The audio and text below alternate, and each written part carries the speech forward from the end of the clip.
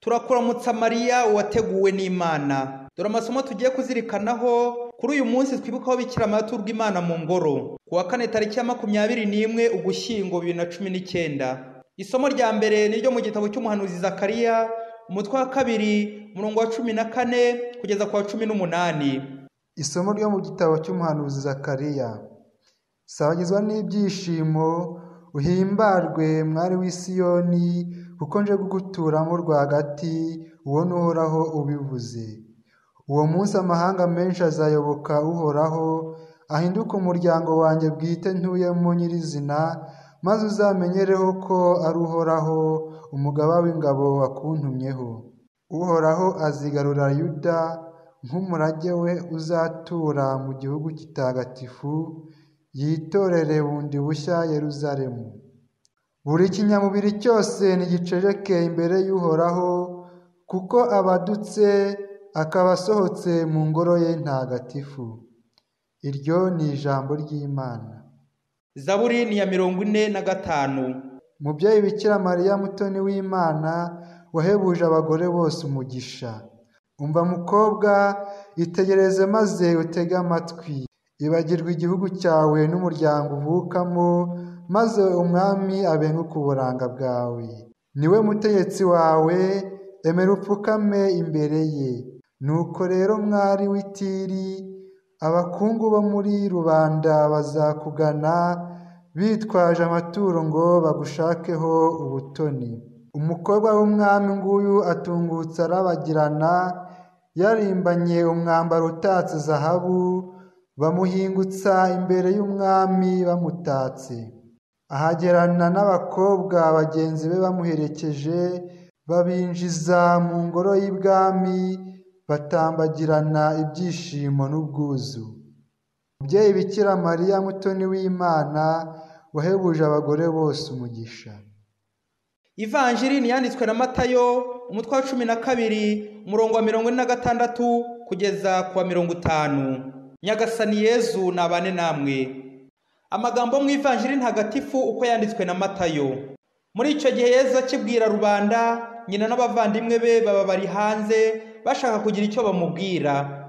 Nuko umuntu aramubwira ati, dore nyoko n'abavandimwe bawe bahagaze hanze barashaka ko muvugana. Yezu asubiza uwari ubimubwiye ati, mama ninde n'abavandimwe banjye ni bande? Nuko arambura ukuboko yerekeje kubigishwa bati, dore mama n'abavandimwe banjye.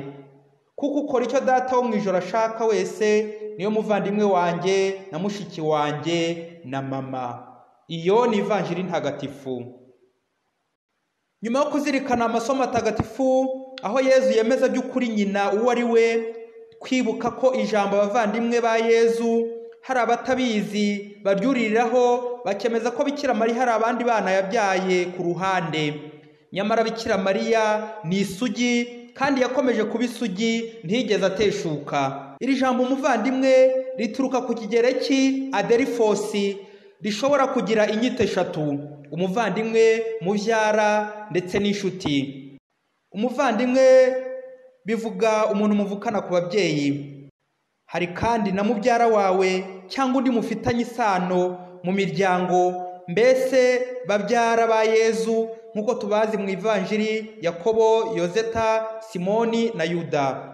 Naho inshuti ni umuntu muhuje umwuga, uwo mukorana, ari nayo cyane Yezu ashaka kugarukaho, uwo musengana, uwumva ijambo ry'Imana, waje mu ngoro, mbese nka Bikira Mariya. Ni isano ya roho isumbiye amaraso. Iyo twaje gusenga abavandimwe, tukumva ijambo ry'Imana, tugasangira umubiri n'amaraso bya Kristo, duhinduka abavandimwe ba Yezu. Amateka ataranditswe muri Bibiliya atwumvisha ko Ana na Yowakimu bashatse gushimira Imana kubera impano y'umwana Mariya, nuko agejeje ku myaka 3 bamutura Imana mu ngoro y'i Yeruzalemu. Nuko hamara igihe kirekire, bavuga imyaka 12 ari gusenga, ari kwisuganya nk'umuntu wari waratowe n'Imana, wateguwe n'Imana ngo azabyara umucunguzi. Iyo mpamvu irakomeye bavandimwe yo kubyara umukiza, kubyara Imana. Umushinga wose usaba gutegurwa, noneho by'akarusho umushinga uhindura irangamimerere. Kugira ngo umushinga urugo ruzakomere bisaba igihe gihagije kurambagiza no kwitegura. Kugira ngo wiyegurire Imana ugomba kwitegura amasomo agakuzunguza igihe kirekire. Kuba wihaye Imana ntabwo ubyuka mu gitondo ngo ndabishaka kandi ngomba kubigeraho. Bisaba ko watowe n'Imana ariko ukanategurwa birambuye. Baca umugani mu Kinyarwanda ngo huti huti byari bihumye. Umukobwa wari ukize cyane yifuje umugabo igihe kirekire, byageze igihe atangira no kwiheba. Umunsi umwe aza kujya kuri interineti bahahurira n'umusore, ubwo batangira kwandikirana bacatinga. Umusore rero aza kumwemera ko bazashyingirwa, ariko ibyo bikaba vuba vuba kuko ngo hari akazi bamwemereye kamuhemba menshi kandi kukamuha nuko agomba kuba atari ingaragu. Nibwo wa mukobwa byemeye vuba vuba kandi abyishimiye ngo saho bamukuye. Nuko muri gahunda y'ivangamutungo udufaranga twose wa mukobwa yari afite adushyira kuri konti ya wa musore. Mu minsi mike bahise bahura barabana. Icyakora bamaranye iminsi 2 babana, nuko ku munsi wa 3 wa mugabo aramucika amuta mu nzu y'ikode. Uyu ni umwaka wa 10 uwo mukobwa yarasubiye iwabo. Babyeyi, kwihangana no gutegereza biri kunanira abantu benshi muri iyi minsi. Ibintu by'ibikorano byadutse, inkoko z'inkorano zikurira ku minsi 2, imyaka yerera ku minsi 2, umwana uvukira ku minsi 2, gushinga urugo bikaba mu minsi 2, kwiga amashuri mu minsi 2. Bikira Mariya amaze igihe kirekire mu ngoro yitegura ubutumwa bukomeye cyane Imana yari igiye kumushinga. Mu masakaramentu 7 harabera aduha ubutumwa muri kiliziya, ubusaseridoti no gushyingirwa. Asaba rero imyiteguro ihambaye. Hari rero abantu 2 kiliziya itayaha, ni umwana n'umusazi.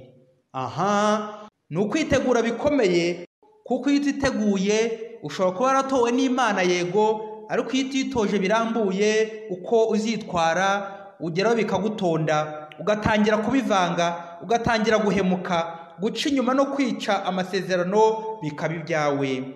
Hari imvugo yo mu Buyapani ivuga ngo umenya umuntu ari uko musangiye umufuka w'umunyu. Mbese mukabana igihe kirekire nka Bikira Mariya watowe agaturwa Imana mu ngoro, natwe tumenye ko Imana dutoye idufiteho umugambi. Hari umushinga tuzakorana nayo ukomeza gukiza isi. Nta kujenjeka, nta gusinzira cyangwa tube baterera iyo. Tujya twitegura bikomeye, dukora imyitozo ihagije, dore ko umunyeshuri utize neza aba yizeye kuzakopera. Abakinnyi badakora imyitozo ni ukubirukana. Tuzirinde gutegura kuzakopera, ntawe ukopera uhirwa ababyeyi.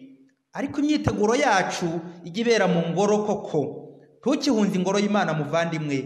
Kiliziya ni iyacu twese, nta kwiheza. Uwatowe n'Imana, uwateguwe n'Imana, Bikira Mariya udusabire. Mwari kumwe na Padiri Masumbuko Ladislas, umurezi mu iseminari ya Mutagatifu Aloyizi, Diyosezi ya Cyangugu.